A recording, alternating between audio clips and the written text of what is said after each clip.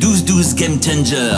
Amel Ramdan, François Moulek, 12 heures non-stop pour s'inspirer, comprendre et apprendre. Comment changer le game ? Notre premier invité se définit comme un mindset trainer. Autrement dit, quand un coach sportif entraîne les muscles, lui se propose d'entraîner notre cerveau. Ancien cadre dirigeant de haut niveau, il décide un jour d'arrêter, d'échanger son temps contre de l'argent et de contribuer enfin à la construction d'un monde meilleur. Son truc à lui, c'est les neurosciences et surtout les séjours dans le désert dans lequel il emmène régulièrement les entrepreneuses et les entrepreneurs pour des douches stellaires qui changent la vie. Son cri de guerre, ou plutôt d'ailleurs son cri de paix, c'est SDAM, S-D-A-M, ce qui signifie savoir décider avec motivation, mais surtout savoir marcher, savoir foncer et savoir foncer dans la bonne direction. On est vraiment très heureux, très heureux de débuter ce 12-12 avec celui qui, à n'en point douter, va pouvoir répondre à la question que tout le monde se pose. Faut-il se retrouver régulièrement face à soi-même quand on entreprend ? Kim Benour, bonjour. Bonjour, je suis estomaqué par cette introduction. C'est vrai à ce point ? Merci beaucoup, top. Et ça n'est que le début. Super. Bonjour Kim. Bonjour Amel. Alors, être soi-même est non négociable est l'un de tes mantras. Oui. Est-ce une invitation à être antisocial ? Je dirais pas. Oh, ça commence fort. Ça commence pas mal. Ok, j'ai 2 heures, c'est ça ? C'est le résultat du Vous avez 2 heures. C'est ça. Ok. Antisocial, je dirais pas ça. Quand je dis qu'être soi, c'est non négociable, on vit dans un monde où on est bombardé d'informations et on est bombardé d'obligations d'approbation de l'extérieur. Et on s'aperçoit, qui plus est quand on est d'origine maghrébine, et là je parle pour moi, on a une espèce de double pression du système, oui. Consciente ou inconsciente, on voit encore ce qui se passe avec l'actualité, et sans jouer à la victimisation exacerbée. Et puis aussi la pression des parents qui sont arrivés dans un pays qu'ils ne connaissaient pas et qui nous disent attention, un peu le sketch de Gad Elmaleh, on devait faire attention à tout, on ne savait pas quoi. Donc c'est pas forcément une approche antisociale, c'est juste de se dire, quoi qu'on fasse, quoi qu'on dise, au final, je vais le résumer avec une phrase que j'aime beaucoup. Au plus on s'éloigne de ses racines, au plus elles reviennent au galop. Mais je ne parle pas en fait de ses racines culturelles ou cultuelles. Je parle de la personne qu'on est véritablement au plus profond de soi. Et on sait tous qui on est au plus profond de soi. Donc être soi, c'est non négociable. Tu peux faire toutes les chirurgies esthétiques que tu veux pour paraître meilleur à l'extérieur. Tu paraîtras peut-être différent, mais la personne que tu es au plus profond de toi, cette personne-là, le cri sera toujours plus fort pour que tu sois aligné à incarner pleinement ce que tu dois faire, un peu ce que toi tu as fait avec ce virage et de lancer ce podcast notamment. Oui, mais justement, c'est tout un travail sur soi qui est hyper difficile à faire. Donc, être soi-même, est-ce que quelque part, on le sait vraiment quand on est soi-même ? Ou est-ce que parfois on n'est pas soi-même dans les yeux des autres, enfin à travers les yeux des autres, et on pense l'être ? Alors, il y a de ça aussi, parce qu'on est dans la psychologie, la psychothérapie potentiellement et autres, et on va chercher l'approbation chez les autres, incontestablement. L'être humain, si on résume basiquement, ce qu'il cherche, c'est à être aimé et à être heureux. Il cherche la liberté, il cherche à être heureux, il cherche à être aimé. Et quand on n'est pas assez aimé ou assez reconnu pour ce que l'on fait ou ce que l'on est, naturellement, on va déployer des stratégies ou des stratagèmes pour obtenir l'approbation de son entourage, que ce soit son premier, son deuxième ou son troisième cercle. Et c'est là où le travail de la connaissance de soi est le plus beau des voyages. En fait, dans cette vie, on connaît tous notre date de naissance, donc notre ligne de départ. On ne connaît pas la ligne d'arrivée. Et c'est ça que moi j'appelle l'instant présent. Et il faut vraiment profiter un maximum et pas chercher à être quelqu'un d'autre parce que ta nature va revenir à chaque fois. Quand tu es arrivé, on a parlé un petit peu de ce que tu faisais. Donc tu m'as charrié sur le golf. On est en sincérité radicale. Non, ça c'est une private joke, on ne peut pas vous expliquer. Non, mais tu me disais à juste titre que les voyages dans le désert, c'était juste la partie émergée de l'iceberg. Mais je trouve que c'est quand même si c'est la partie émergée de l'iceberg, c'est quand même un espèce de symbole. Moi, j'ai passé une seule nuit dans ma vie dans le désert. J'ai trouvé que c'était une expérience extraordinaire. Et tu me disais qu'au fond, c'était une expérience extraordinaire parce que c'était un endroit où tout se retrouvait aligné. Et tu as cette théorie des 4 C. J'aimerais bien que tu l'expliques. Effectivement, si tu veux. Alors, ça paraît très simple maintenant de l'expliquer, mais ça, c'est un travail de 5 ans où je me fais accompagner aussi par des neuroscientifiques, avec Biljana Todorova, qui sera une prochaine experte dans une prochaine évasion dans le désert, qui m'a expliqué un peu tout ça. Et moi, les compétences que j'ai développées durant toutes ces années, L'alignement des 4 C, c'est une fois que le corps, le cœur, la conscience et le cerveau sont alignés, potentiellement, tu es véritablement toi. Donc, ça veut dire quoi concrètement? Parce que c'est des belles phrases, mais concrètement, c'est quoi? C'est-à-dire que quand tu es dans le désert, déjà, tu n'as pas de pollution visuelle et auditive. Donc, tu as l'infini qui est devant toi, si je puis dire. Tu n'as pas de panneaux de signalisation, de feux tricolores et de barrières. Donc, on n'est pas bombardé d'informations. Donc, tu as une capacité chimique et neuroscientifique de synchronisation des hémisphères. Donc, ça, c'est déjà quelque chose d'intéressant. Moi, ce que je fais généralement quand je vais dans le désert, et j'impose ça aussi à toutes les personnes que j'emmène, c'est que je ne leur demande de ne boire que de l'eau et de ne manger que des légumes, autant que faire se peut.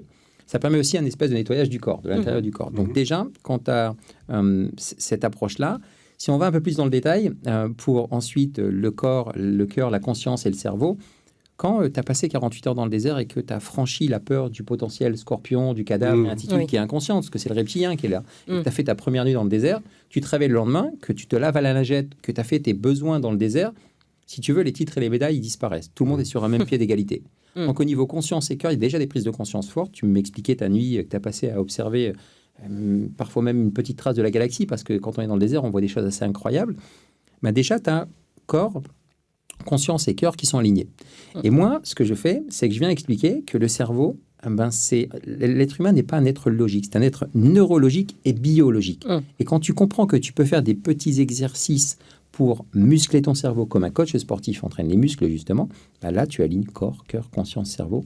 Je te prie de croire que les décisions que tu prends, elles sont quasiment irrévocables et elles sont très, très fortes quand tu reviens et que tu décides de faire un virage à 180, d'aller voyager à l'autre bout du monde ou autre. C'est des choses qui vraiment s'ancrent dans la matière.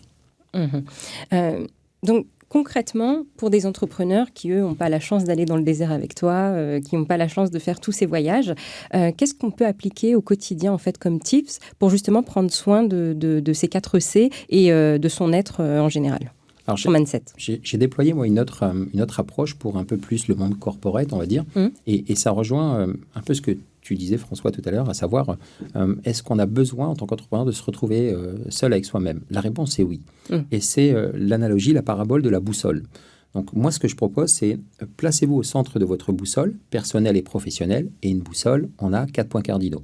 Nord, ouest, nord-est, sud et ouest.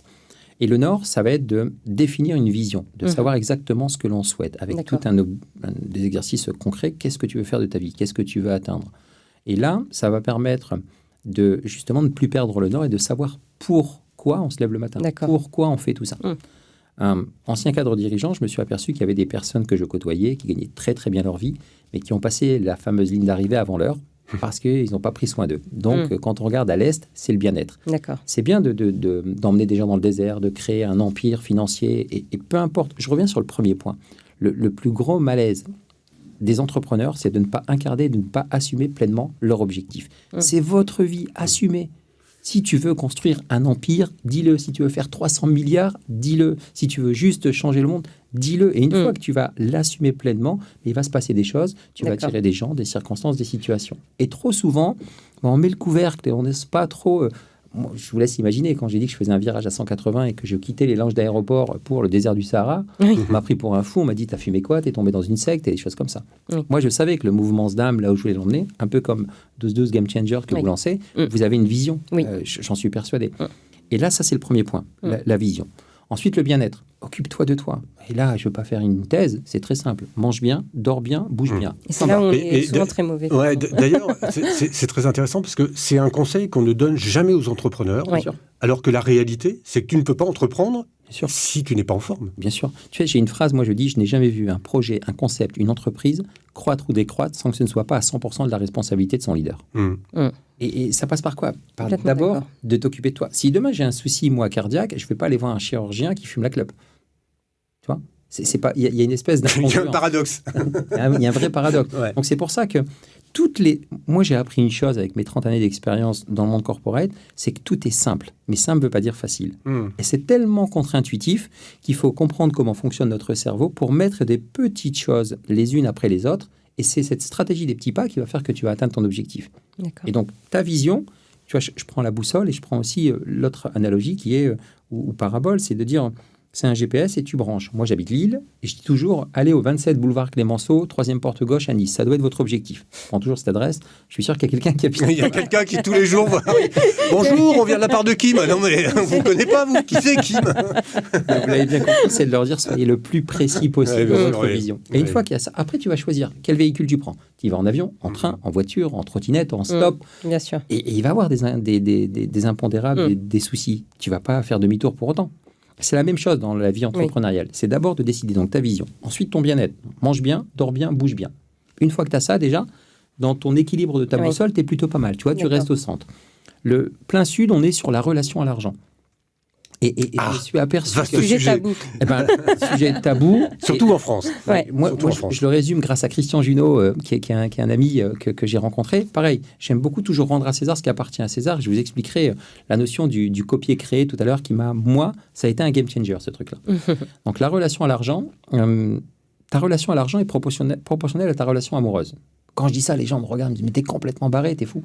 Et je la refais une deuxième fois, ta relation à l'argent est proportionnelle à ta relation amoureuse avec toi-même. Dis-moi à quel point tu t'aimes, je te dirai ce que tu as sur ton compte en banque. Mais l'argent, c'est une éternelle, c'est une ressource éternelle. Tu vois. C'est un flot. Et c'est un flux. C'est un flux. La plupart des gens pensent que c'est un stock. Exactement. Alors qu'en fait, c'est un flux. Bien sûr. C'est une rivière et le tronc d'arbre qui bloque ça, c'est nous-mêmes. C'est notre mental, c'est notre mindset. Et quand tu comprends qu'il faut te mettre dans une approche d'apporter de la valeur, plutôt que de vouloir vendre quelque chose, parce que l'être humain déteste qu'on lui vende quoi que ce soit, et paradoxalement, il adore acheter. On est tous rentrés dans un magasin, et tu as la vendeuse ou le vendeur qui vient, il te dit en quoi puis-je vous aider? Laisse-moi juste respirer, je vais rentrer, tu vois. Laisse-moi acheter, laisse-moi consommer. Alors que si un vendeur ou une vendeuse vient vous voir et vous dit si vous avez besoin de quoi que ce soit, n'hésitez pas. Et là, tu vas remplir. Voilà, c'est différent. Donc, la relation à l'argent, alors je le résume encore dans cette boussole. Bien sûr. La relation à l'argent, elle est prépondérante dans cet équilibre une fois que tu as ton grand pourquoi, que tu as ta vision, que tu t'occupes de toi et que tu as une relation à l'argent qui est saine. Je ne dis pas décomplexée ou tu t'en fiches. Elle est saine. Elle est alignée avec ta vision. Tu veux faire 1 milliard? Annonce-le. Tu veux faire 100 000? Dis-le. Sois décomplexé avec ça, avec ce flux. Et le quatrième point qui est le plus important et qui va représenter 80% des choses, c'est le mindset, justement. C'est de comment faire pour rester là-dedans à chaque fois, pour éviter, dans un monde où on est bombardé d'informations, de dire, tiens, je lance un podcast, et puis après, je fais une newsletter, et puis non, je change mon produit, et puis il ne marche pas. Non, les gars, restez focus. Vous allez voir qu'à un moment donné, c'est l'histoire du bambou. Le bambou, tu sèmes la graine, tu arroses, il ne pousse pas, puis quand il commence à pousser, il explose. Toutes ces choses-là, on les a entendues, appliquées. Reprenez un exemple concret. Reprenez les 3 citations que vous préférez et que vous citez le plus. Et dites-vous, est-ce que vous les appliquez? Moi, j'en ai une, c'est si tu n'as pas d'objectif, tu ne peux pas l'atteindre. Bingo. Donc, tu t'es mis un objectif. Ah ouais. mais c'est parce que je m'aime beaucoup, c'est pour ça. Mais donc t'es blindé. La boucle est bouclée. Alors, je reviens sur la question que je posais en intro. Donc, est-ce qu'il faut absolument se retrouver face à soi-même quand on entreprend? Manifestement, la réponse est oui. Mais il y a une deuxième question derrière celle-là, c'est quand doit-on se retrouver face à soi-même? Est-ce que c'est avant d'entreprendre? Est-ce que c'est une fois qu'on a déjà entrepris parce qu'on a déjà de l'expérience? C'est quoi le bon moment, en fait, pour se retrouver face à soi-même? Les deux, mon capitaine, j'aurais tendance à dire. Le premier, c'est déjà de te poser pour dire qu'est-ce que je souhaite faire. Moi, quand il s'est passé ce qui s'est passé, où j'ai décidé de faire ce virage à 180 degrés pour des raisons personnelles que j'ai déjà expliquées par ailleurs, je décide de prendre cette pause. Tu vois. Et il y a cette phrase de ma femme qui est absolument puissante, qui me dit « Kim, si tu as peur que j'ai peur, n'aie plus peur ». Elle me gifle si tu veux, elle me met en PLS, mais c'est tellement le truc où on veut projeter encore une fois, c'est moi qui dois gérer parce que j'avais un titre. Non. Et quand je prends ce moment pour moi, je le prends vraiment, ce rendez-vous avec moi-même. Moi, je pars 7 jours dans le désert, mais tu n'es pas obligé de partir à l'autre bout du monde. Tu vois, moi, je dis, et tu as vu mon TED Talk, et j'en parle à la fin, je dis, prenez un rendez-vous avec vous-même, mais maintenant, prenez-le maintenant, ne serait-ce que 5 minutes. Et ça va te permettre de savoir, d'éviter tout ce brouhaha encore une fois, et de savoir si ta boussole intérieure, ton intuition, va te dire si tu es dans la bonne direction ou pas. Donc ça, c'est pour ton projet.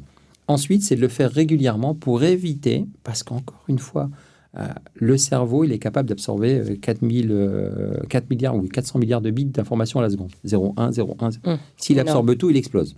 Donc on a un garde du corps, le SAR, bref, on ne rentre pas dans ces détails-là, qui va juste te faire rentrer certaines choses ou pas.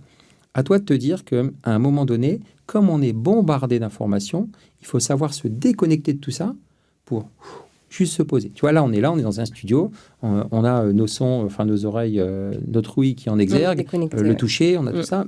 Mais et puis la lumière, il y a déjà beaucoup d'informations. Donc, quand tu es dans le désert ou quand tu es seulement avec toi-même, parce que tu n'as pas besoin d'aller dans le désert, juste tu fermes les yeux, tu passes en mode alpha, tu baisses les ondes de ton cerveau, et ça te permet de te poser les vraies bonnes questions.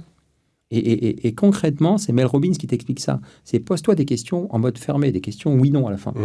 Et tu joues le compte à rebours. Un autre type, c'est que tu poses la question et tu te dis, tiens, est-ce que je dois lancer mon podcast ? 5, 4, 3, 2, 1, oui. Ok, c'est oui. Comment ? Stop, c'est bon. Tu as eu la validation. Le comment va venir. Tu vas mettre le plan d'action après. Et ça, c'est aussi autre chose qu'on pourra partager, tu vois. Ce que tu dis, donc, c'est d'abord, il faut décider. Et au fond, une fois qu'on a décidé, on a fait l'essentiel du boulot. Mais complètement. Mais complètement. Si tu veux, j'ai mis 45 ans à décider de ma vie. Tu vois ce que je veux dire ? Ah oui, très bien. Donc, tu vois, t'es là. Moi, ce que je faisais, en fait, j'étais en train de courir. Alors, toutes les cases étaient cochées. Il se passe 2 événements, si j'en parle rapidement. En 97, on perd un petit frère et c'est mon cadet de 2 ans et je prends une gifle. Et je me dis, à partir de ce jour-là, mon mindset, il shift complètement. Et je dis, je vais tout casser. Dans le bon sens du terme, et je deviens numéro 2 de cette grande multinationale en gravissant les échelons et autres. Je rencontre une femme exceptionnelle avec qui je suis toujours. On a 2 enfants. On marie notre fille là au mois d'août. Donc, si tu veux, tout est coché. Et puis, je perds mes 2 parents en un an. Oui. Et je m'aperçois d'une chose, c'est qu'en fait, j'étais en train d'exister pour honorer tous les sacrifices de mes parents. Je cherchais l'approbation inconsciente. Donc, à défaut d'être devenu footballeur professionnel, parce que je devais le devenir aussi, j'avais décidé de devenir fils professionnel. Je croyais que c'était golfeur professionnel. Okay. Après, c'est ce qu'on fait tous. Quel coup bas. C'est ce qu'on fait tous, un peu de vivre à travers les yeux de nos parents, de nos proches, etc. Est-ce qu'il faut vraiment connaître un échec ou un traumatisme pour tout remettre en question ? Alors, j'irai pas trop sur ce terrain-là, parce que je suis pas thérapeute, mais je dirais que naturellement, après, tout dépend où tu mets le curseur. Il doit y avoir une espèce de déclic. Oui. Il y a un déclic quel qu'il soit. Tu n'es pas obligé d'aller jusqu'au drame ultime. Mais il y a un moment, quelque chose qui se passe dans ta vie qui fait que...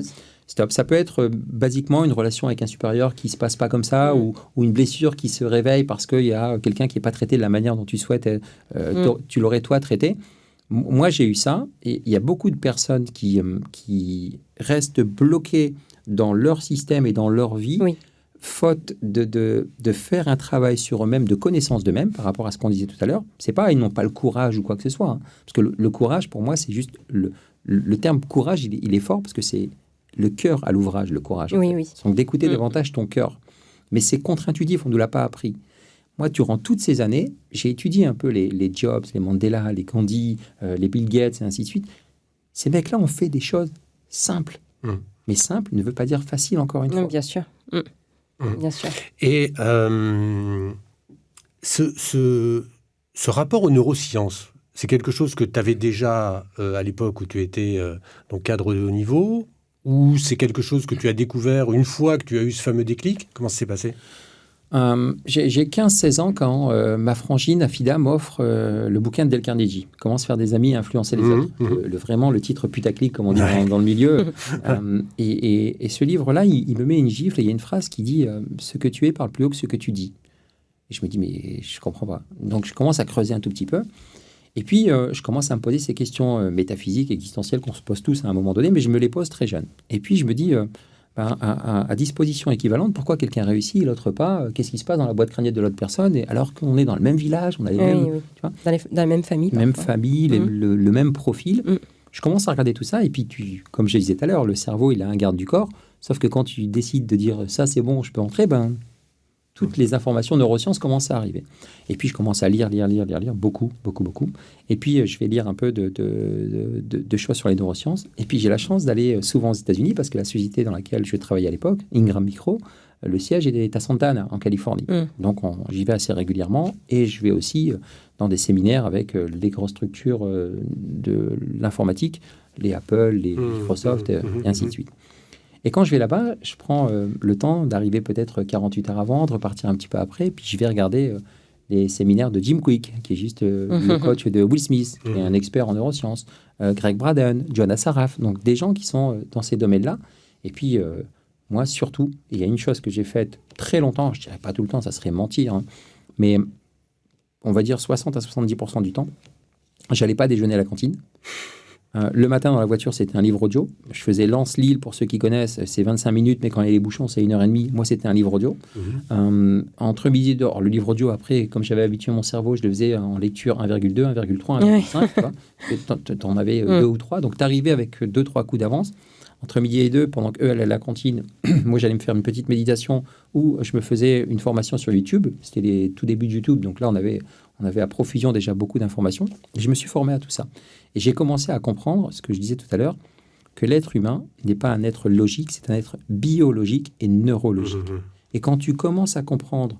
Alors, je n'ai pas la prétention d'être un neuroscientifique, je ne le suis pas. Je n'ai pas de certification sur le sujet. Je dis juste que quand j'ai compris comment ça fonctionnait là-haut, d'un point de vue plus, moins, communément, basiquement, et que tout est question de neurochimie positive ou négative, que tu as cette capacité à inverser cette chimie pour te mettre dans une dynamique différente à travers ta posture, tes mots, ton focus, avec des exercices concrets, je me suis dit, tiens, je vais apprendre à maîtriser mes pensées parce que j'ai compris rapidement, si tu maîtrises tes pensées, tu maîtrises ta vie. Donc ça veut dire c'est une décision et beaucoup de discipline après, quoi.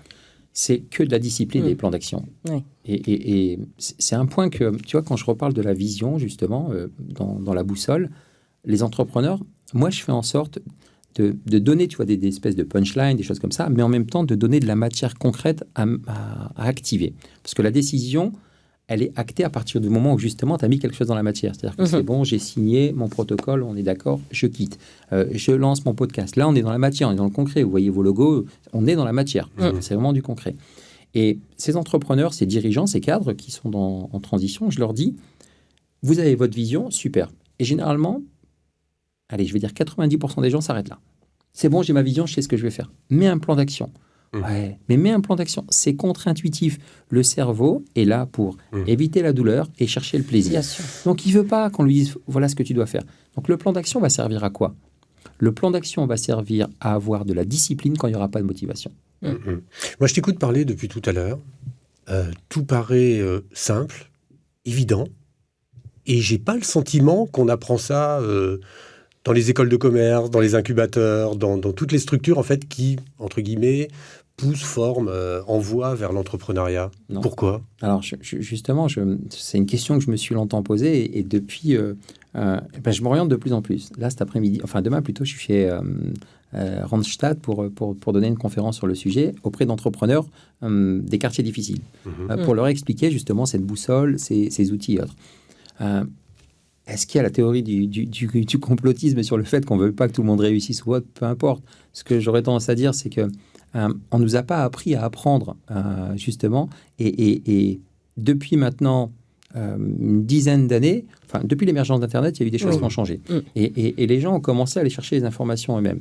Et puis, surtout, il y a eu l'émergence d'Internet, les voyages. Tu vois, je vais faire la comparaison avec les cultures. Moi qui travaille dans une société américaine, tu avais la culture d'abord latine, chez nous ici en France et tout ça, c'est la culture de l'honneur.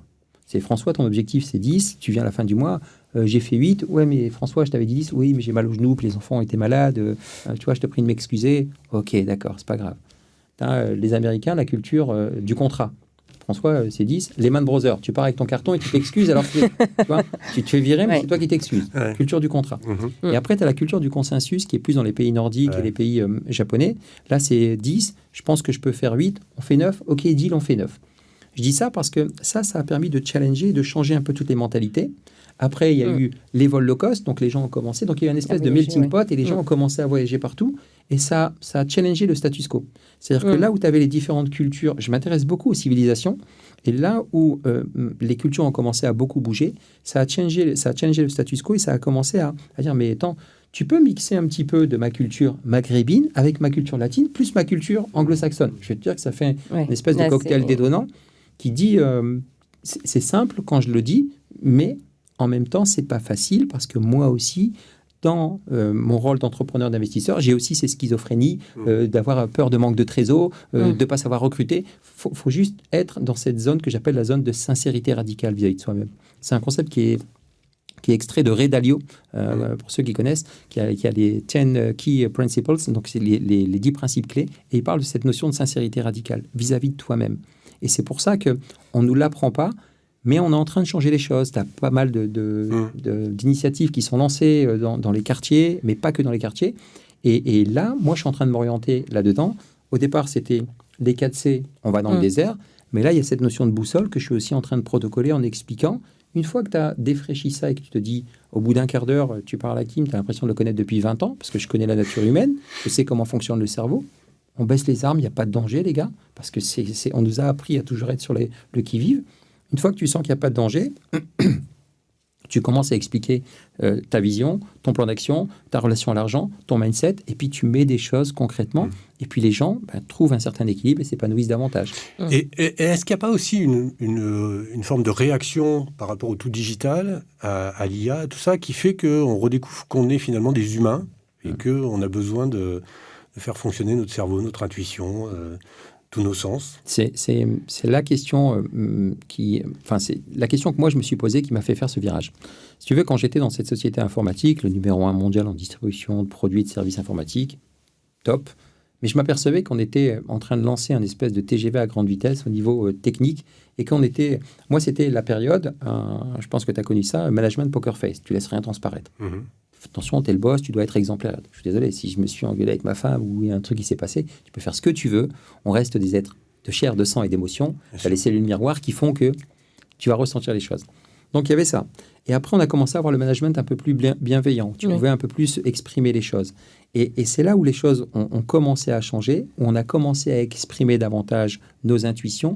Je suis convaincu que dans les 5 à 10 années à venir, le management intuitif, le management par l'intuition, la bienveillance, mais surtout, l'humain qui va s'exprimer tel qu'il est sans que ce soit négociable, ça va être monnaie courante. Et l'IA, moi je parlais déjà à l'époque de l'humanisation digitale. On était à l'humanisation digitale. C'est-à-dire que même si tu as l'IA, il y a toujours l'humain qui sera derrière. Et l'authenticité, oui. Bon, c'est passionnant tout ça. Moi, je vois pas le temps passer. Alors, il y a une tradition dans ce 12-12. C'est que nous, on pose plein de questions, évidemment.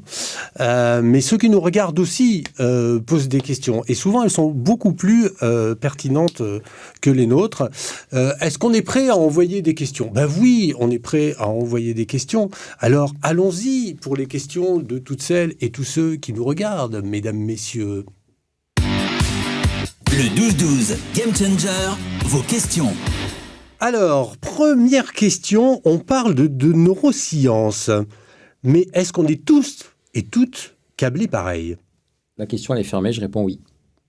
Ouais, non, mais alors attends, il y a un truc, c'est que si tu réponds oui ou non aux questions, on va pas s'en sortir. Tu vois, il faut quand même qu'on développe un peu. Autrement, on est foutu. Bien sûr qu'on est câblé pareil, j'aurais tendance à dire, dans le sens où si on vient faire une autopsie d'un cerveau, on va s'apercevoir que c'est exactement les mêmes composantes, si je puis dire.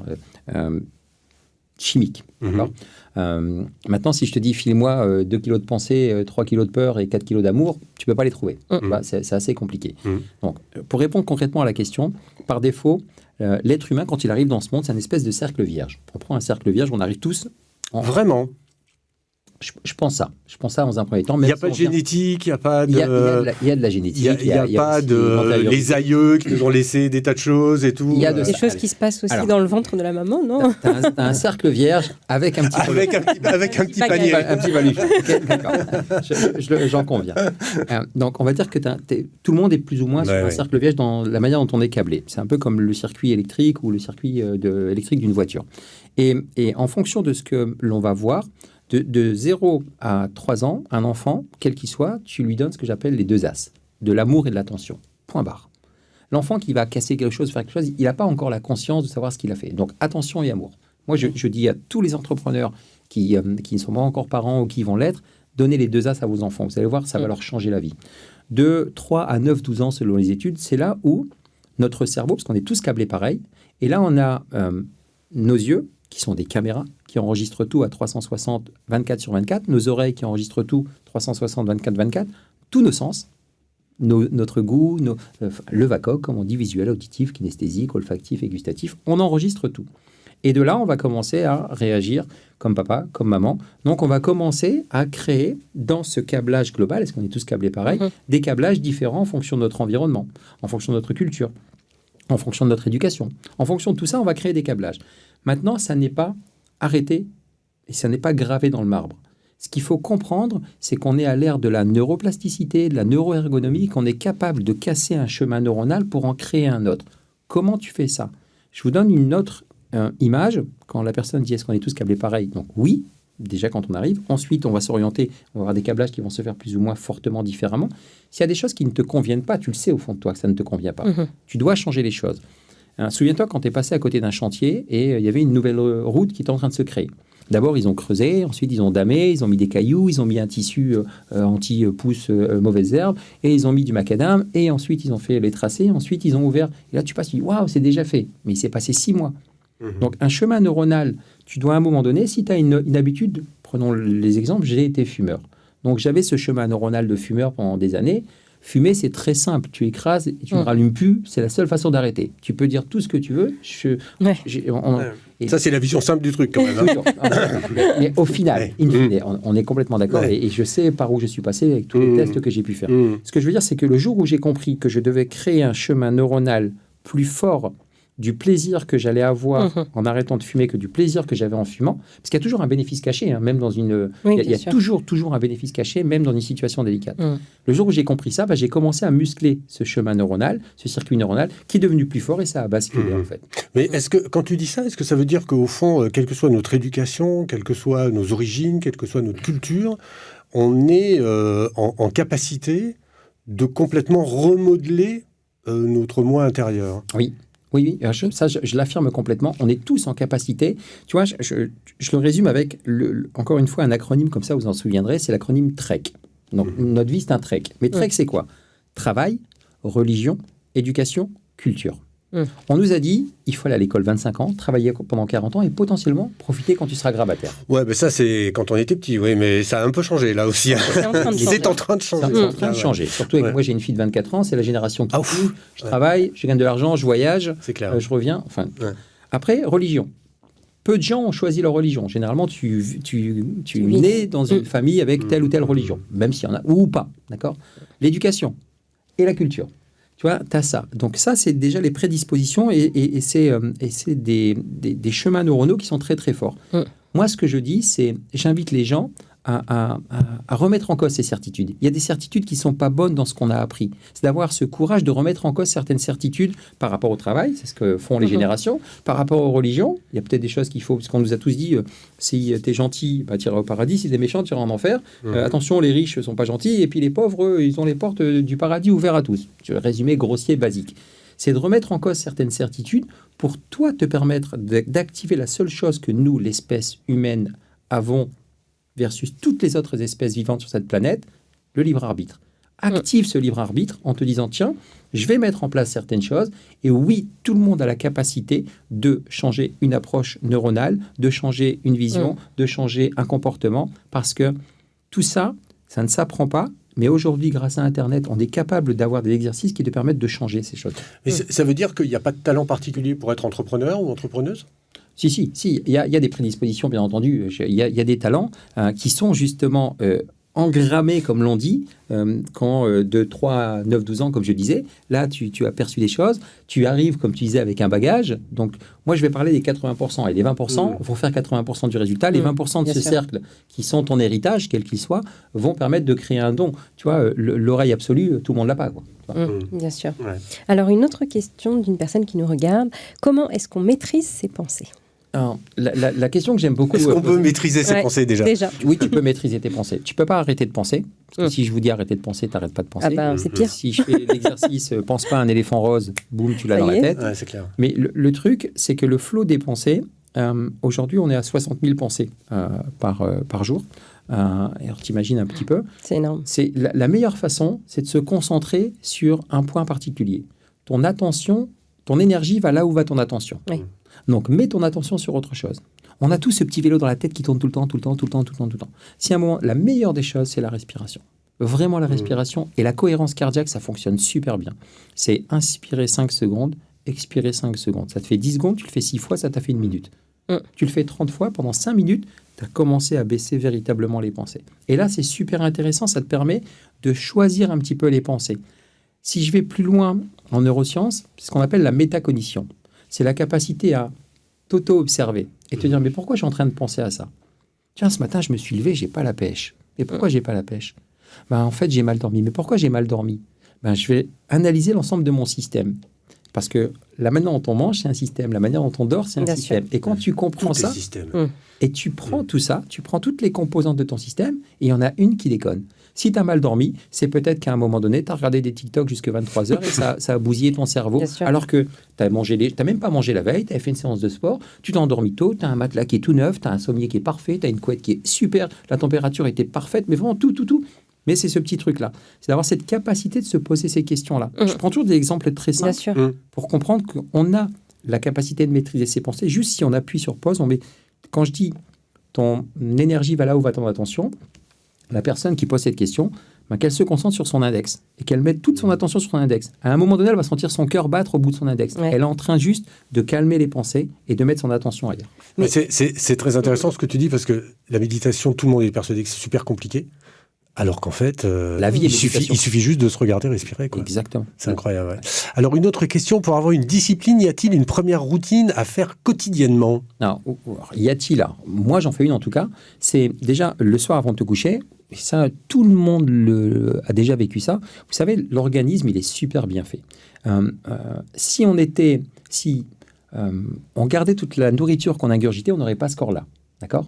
Donc, à un moment donné, on défecte la nourriture qui n'est pas bonne. Donc, il y a quelque chose qui se passe entre l'intestin et le côlon, où il y a un clapet qui s'ouvre, et puis ça dégage ce qui n'est pas bon pour nous. Et à un moment, vous savez, quand on s'endort le soir, là, puis on va pour s'endormir, puis on tombe dans le trou, là. On est tous tombés dans un petit trou, là. Ça, c'est juste le cerveau qui, à un moment, il dégage l'ensemble des pensées dont il n'a pas besoin. Tout ce qu'il a enregistré. On a enregistré tellement de choses. Oui. C'est un peu le film Vice Versa, qui est absolument génial, que j'invite tout le monde. Le dessin animé, il est génial, il explique comment ça fonctionne. Donc, si on répond à ça, c'était quoi la question? C'était quoi la question? Non, y a-t-il une routine? Oui, la routine, y a-t-il une routine particulière à avoir? Donc, le soir, moi, ce que je fais avant de me coucher, donc justement, je vais faire de la respiration, la cohérence cardiaque, et je vais faire en sorte de m'endormir, parce que c'est là où je vais déléguer à mon inconscient, parce qu'on est 95% inconscient, ça aussi, il faut juste le savoir. Je vais déléguer à mon inconscient toutes les choses que j'ai faites dans la journée positive pour les exacerber, toutes les choses négatives, je vais les dégager. Donc, je vais juste m'endormir de cette manière-là. Et le matin, pour la routine, la première chose que je fais, moi, quand j'ouvre les yeux, je me concentre sur ma respiration et je fais preuve de gratitude. Et parfois, je fais 100 merci, tu vois. Alors, tout le monde dit, mais n'importe... ouais, mais c'est comme ça. Ah oui. Et là, tu répètes 100 fois merci. Alors, de temps en temps, je ne le fais pas tous les jours, ça serait mentir. Tu vois, les mecs, j'ai essayé Ouais, les super routines de YouTube, genre je commence par ci, je fais ça après. 6h du matin, comment on appelle ça, là, le... Miracle Morning. Miracle Morning, j'ai essayé, qui est génial. Je n'arrive pas à me faire ça. Personne n'arrive à faire ça. C'est compliqué, tu vois. Je suis même pas sûr que les mecs qui vous disent faites-le, je suis même pas sûr qu'ils y arrivent. C'est le chirurgien cardiaque qui fume. Ouais, c'est ça, ouais. C'est ça. Mais est-ce qu'il n'y a pas justement une religion un peu en ce moment du développement personnel où c'est limite, tu veux réussir, il faut absolument que tu fasses comme ça C'est le vrai danger que je vois actuellement. Moi, la peur que j'ai, la crainte que... Enfin, la peur, non, parce que... Mais la crainte que j'ai, c'est qu'aujourd'hui, il y a des gens qui veulent faire du développement personnel un business. C'est une vocation. Moi, tu vois l'échange qu'on a eu toi et moi, ça a fité de suite parce que tu sens, on s'est parlé 2 minutes tout à l'heure, tu sens on reste des animaux, on sent si c'est, toi tu es dans la rue et tu vois cette personne, tu dis je la sens pas du tout, elle ne la connaît pas, ou ouais sympa, j'irais bien la voir. Donc c'est pour ça que l'alerte que je mets, c'est à toutes les personnes, surtout maintenant, c'est très facile, en 3 clics, on te promet d'être milliardaire et puis de changer ta vie en 2 minutes. C'est activer votre libre arbitre, votre instinct, il vous le dit. Vous sentez si c'est du bullshit, si vous devez y aller ou pas. Donc, juste faites-vous confiance un tout petit peu. Moi, quand j'entends tout ça, je me porte en faux et je me mets en marge de ça parce que moi, je sais que tout ce que j'apporte, c'est du vrai développement personnel et je l'assume. Il y a des gens qui essaient de changer le terme. Non, la connaissance de soi, c'est du développement personnel. Maintenant... par tous les temps, il y a eu des scammers, des arnaqueurs et des vendeurs de rêves. Et est-ce que la principale qualité que devrait avoir quelqu'un qui entreprend aujourd'hui, c'est pas de développer son intuition? Est-ce que c'est pas ça le vrai développement personnel? Alors c'est exactement ça. Maintenant, c'est comment on fait. Et c'est tout le concept qui sont en train d'arriver. Moi, j'aime beaucoup Vishen Lakhiani qui a créé Mindvalley, dont je m'inspire beaucoup, qui a créé ça. Et c'est pour ça qu'avec ce mouvement, avec SDAM et autres, moi, c'est ce à quoi j'aspire. C'est créer une méthodologie concrète que tu peux appliquer appliquer étape par étape, pas après pas, pour justement comment je fais confiance à mon intuition. Ok, la cohérence cardiaque, en fait, c'est tous les outils qui existent que tu vas combiner, et c'est là où je parle de cette notion de copier-créer, qui est quelque chose que j'ai appris dans un séminaire assez intéressant. Ok. Une question suivante, donc c'est quoi la sincérité radicale? Pouvez-vous expliquer avec plus de détails? On nous apprend, on parlait de développement personnel, les mots à la mode, tu vois, c'est un peu comme quand on était dans l'IT, il fallait parler de cloud. Là, maintenant, on parle d'IA. Si tu ne parles pas d'IA à un dîner, t'es pas in, t'es pas bon. Ouais. C'est pas bon. Et cette notion de zone de confort, zone d'inconfort et tout ça, j'ai entendu ça, réentendu ça. En fait, la vraie zone, c'est la zone de sincérité radicale. C'est quoi? C'est cette capacité à être totalement honnête avec toi-même.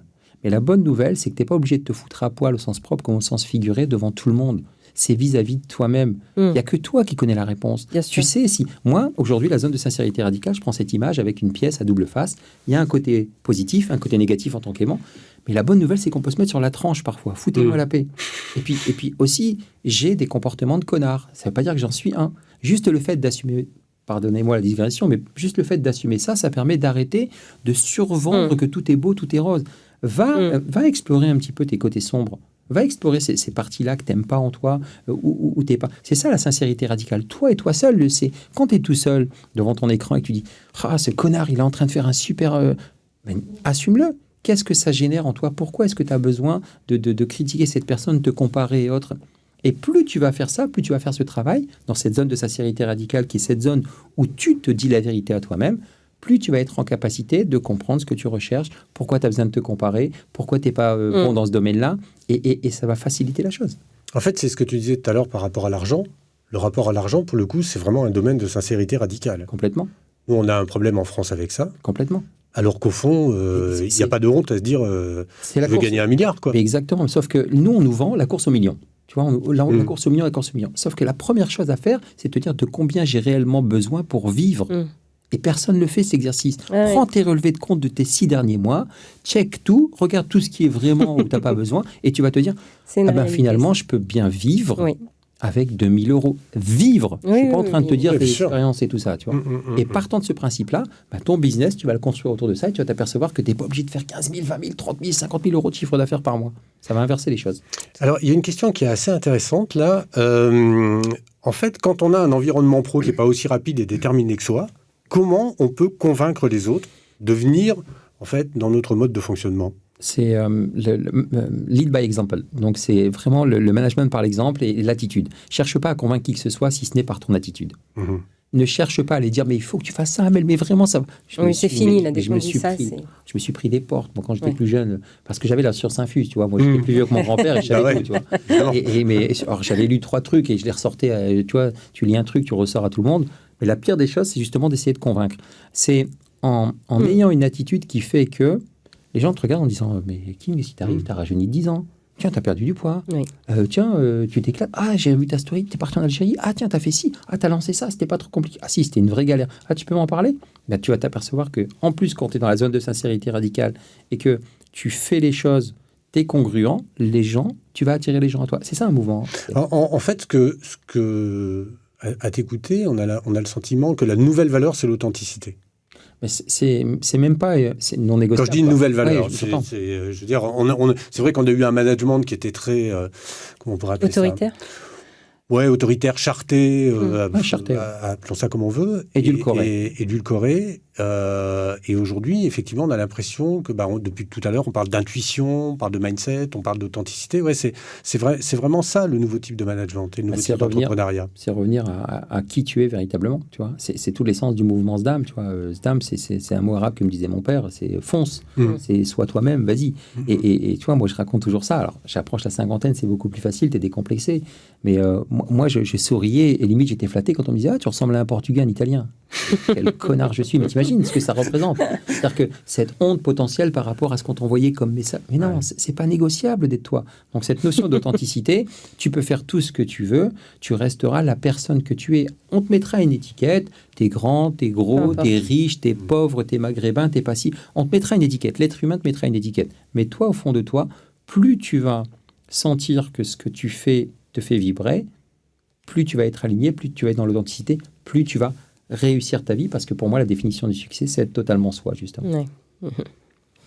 Alors, une autre question. Comment inculquer à cette nouvelle génération accro aux réseaux sociaux l'importance d'avoir des objectifs et l'importance de bien se connaître? Est-ce qu'ils ont besoin de ça? Non.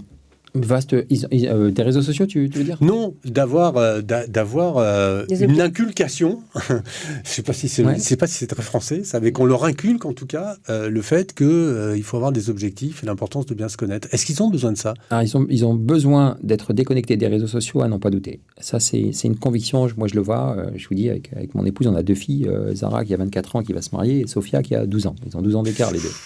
Donc, elle s'est bien occupée de la petite. Et la petite, elle est sur les réseaux sociaux, mais tu contrôles. Il faut contrôler, il faut mettre, encore une fois, un cadre, des règles. Après, sur cette notion-là, c'est antinomique, parce que si tu dis aujourd'hui on est au management de l'intuition et tout ça, et que tu dis attends, je vais t'inculquer comment des objectifs, moi je dis les réseaux sociaux, oui. Le reste, mes filles, on leur a toujours dit 2 choses.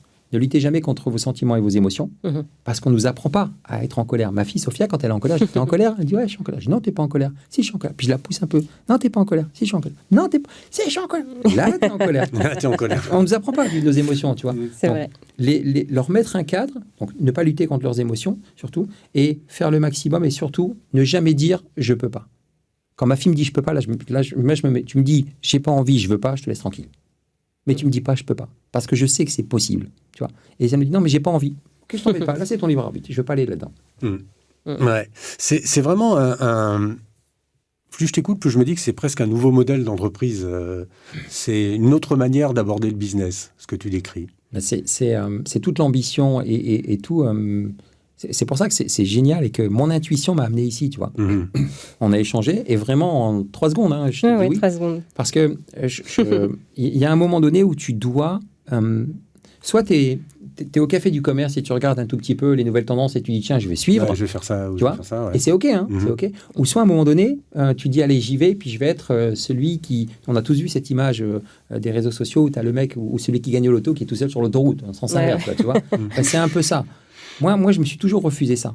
Et c'est marrant que tu dis ça parce que depuis maintenant 2-3 mois avec les équipes, on est en train de dire mais il faut y aller là. Là, il y a quelque chose. Et on a quelque chose d'abouti avec toute l'expérience et autres. Tu n'as pas fait 3 formations de dev perso et tu ne viens pas du jour au lendemain dire faut faire ci. C'est toute ton expérience.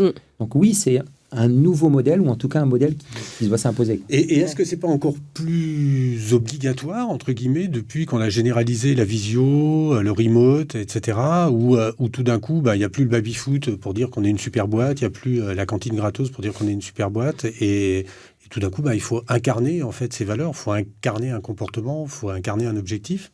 C'est le terme que j'emploie à chaque fois à tous les entrepreneurs en disant, par rapport à la vision, d'abord incarner qui vous êtes véritablement. Et quand ils vont incarner naturellement, ils vont, toi, c'est ce fameux triangle où tu as un leader inspirant tout en haut, tu crées un mouvement, donc vous êtes des leaders inspirants, vous créez le 2E Game Changer, et puis ça va changer les choses, ça va changer la vie d'un entrepreneur. Si ça change la vie d'un seul entrepreneur, je suis sûr que vous checkez la case, vous dites c'est bon, on a fait le taf. Et c'est exactement ça le truc, c'est de te dire, moi avec le mouvement SDAM, c'est de vraiment expliquer aux gens qu'il y a des possibilités de changer certaines choses, et on va les protocoler, on va les expliquer. Alors, à force de poser trop de questions, c'est une question... Est-ce qu'on ne s'enlève pas un petit peu de légèreté? Si, peut-être. Moi, je faisais partie de cela, tu vois. Je le résume comme ça. Moi, j'étais quelqu'un qui, encore une fois, à défaut d'être devenu footballeur professionnel avec la douleur que ça avait fait pour moi, pour mes parents, parce que je n'avais pas coché cette case, j'ai décidé de devenir fils professionnel. Donc, toi, le truc... le fils parfait. Le fils parfait. Mais à quel prix, tu vois, même là, il faut que ma chemise, elle soit bien. C'est un système, hein. Que ma mèche, elle soit bien et tout ça. C'est mon système de défense intrinsèque. Mais quand tu commences à le connaître, tu as 2 choses. Soit tu montes dans ta tour d'ivoire et tu colmates toutes les brèches pour être imprenable, soit tu redescends sur le plancher des vaches et tu essaies d'apprendre un peu les choses. Là où, dans notre entourage, on a tous quelqu'un qui a une opinion sur tout et une solution à rien, tu vois. On a tous un pote où il est là comme ça, on ne dira pas son nom. Moi, je suis assez comme ça, moi. Moi, je faisais partie de ceux qui avaient une opinion sur tout et une solution à beaucoup de choses. Donc, le mec bien chiant, tu vois. Et à un moment, je me suis foutu la paix, effectivement. Donc, des questions, OK, mais...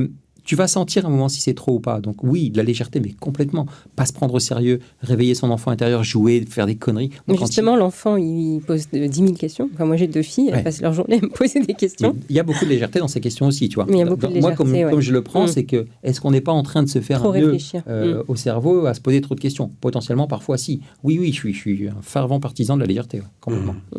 OK. Donc, question suivante. Comment vaincre le syndrome de l'imposteur, oui, question intéressante, quand il nous colle trop à la peau et qu'on souhaite se lancer dans l'entrepreneuriat? Alors, syndrome de l'imposteur, c'est encore une fois un mot à la mode comme le cloud, comme le truc. Si on ne le dit pas, il faut que j'arrive à vaincre le syndrome de l'imposteur. Arrête tes conneries, en fait. C'est au plus tard, tu y vas. Mais je fais des injonctions volontairement hypnotiques pour que les gens comprennent ça. C'est-à-dire qu'à un moment donné, tu as raison, Amel, ne le fais pas.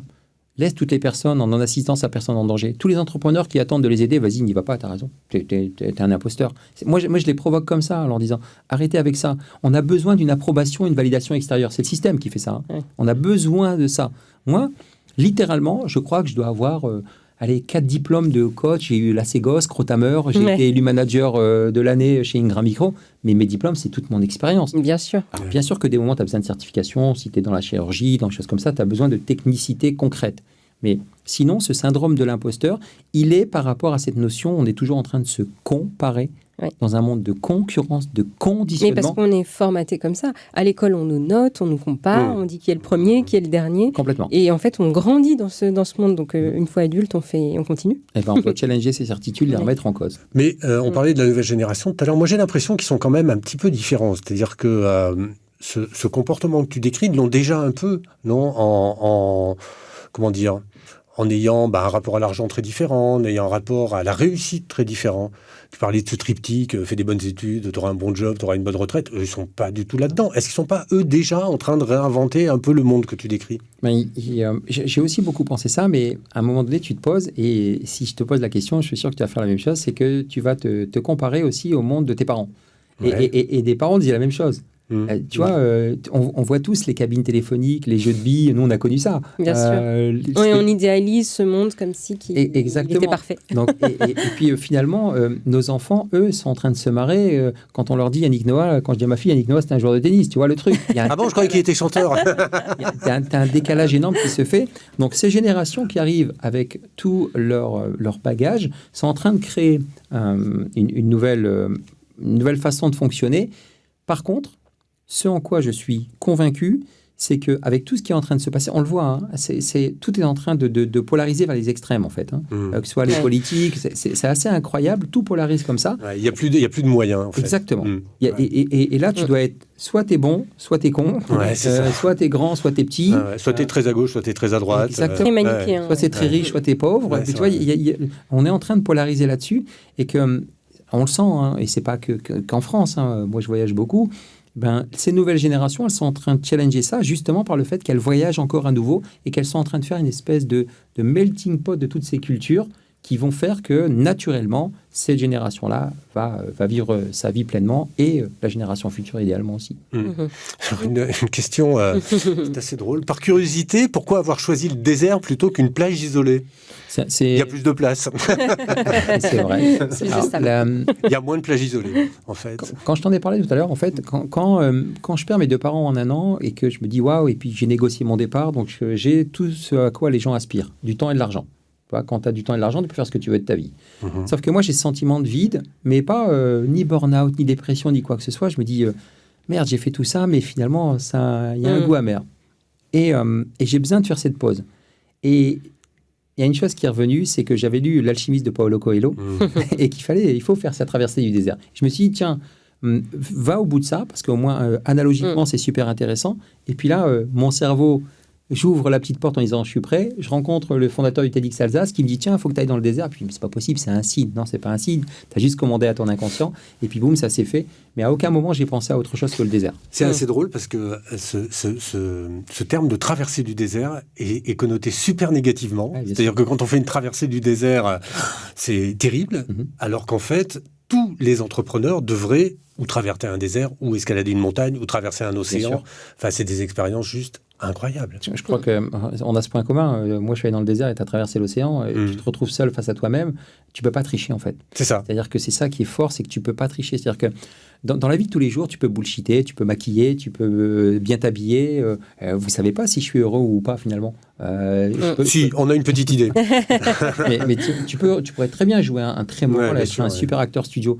Et ces éléments-là, la nature, on va dire en général, parce que la plage, si elle est vraiment isolée avec ta personne et que, ok, mais le désert, moi, je voulais vraiment être déconnecté complètement pour me reconnecter. C'était vraiment ça. Je voulais pas être sur une plage où j'avais du réseau. Tu vois, j'ai pas de réseau, j'avais rien. J'ai dit à ma femme, je rentre dimanche prochain.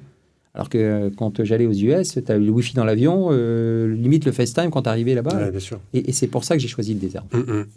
Mais quelque part, juste, je prolonge la question, mais on parle beaucoup de cette individualité que tout le monde cherche. Et puis, j'ai l'impression que dans notre société, mine de rien, quand on veut faire cette traversée du désert pour se chercher, on est un petit peu vu comme un égoïste.